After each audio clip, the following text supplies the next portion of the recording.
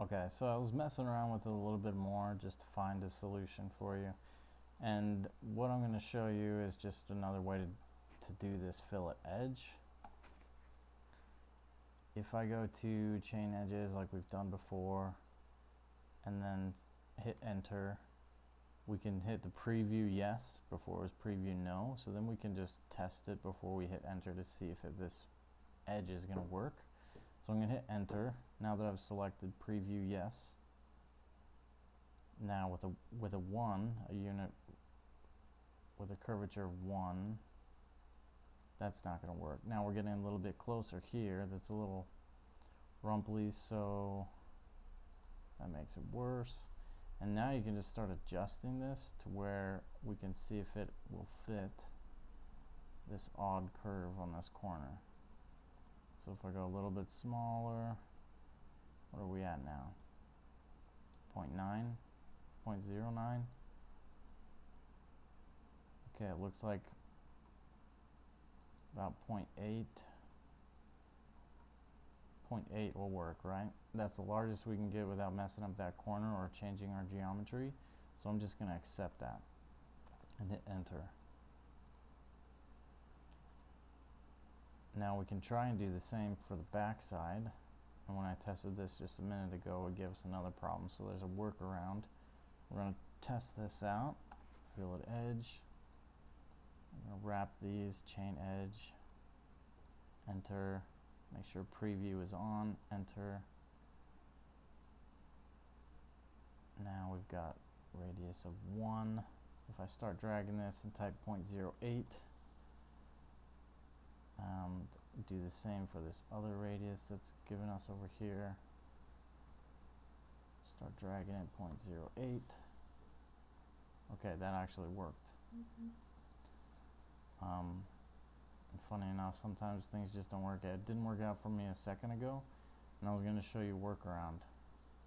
And I'll show you that anyway, just to give you one more tool to solve these problems. If I go to the top view, so we're looking at this object, right? This polysurface is one surface right now, and it's capped, so there's no naked edges. Now if we go to the top view, if for some reason I could not fillet this back side, but I was able to fillet this front side. Just going to delete that line over there just to not get confused.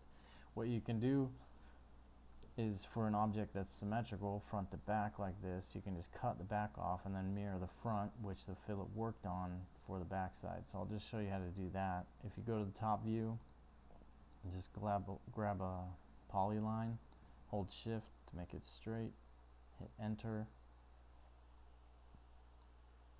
Extend this past the object. Now if I type in trim and hit enter, select the cutting object, and then select and then hit enter, and then the object to trim. We're going to trim this backside off. Enter. I can delete this line.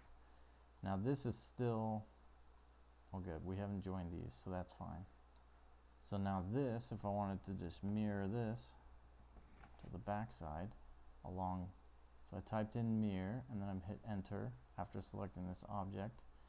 Now it's asking me to start a mirror plane, so I'm just going to draw a line across the center of this mirror and then hit enter.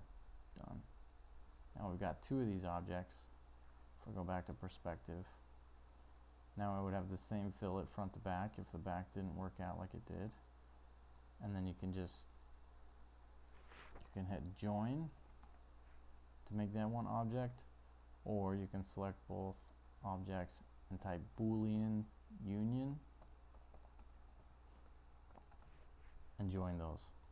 So Boolean union, join just joins the surfaces, and Boolean union cuts out the unnecessary geometry to make it one surface.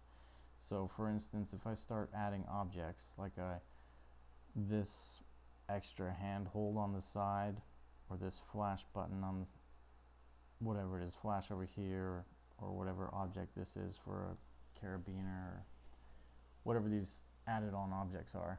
If I create those separately over here, say in my view, I just trace it,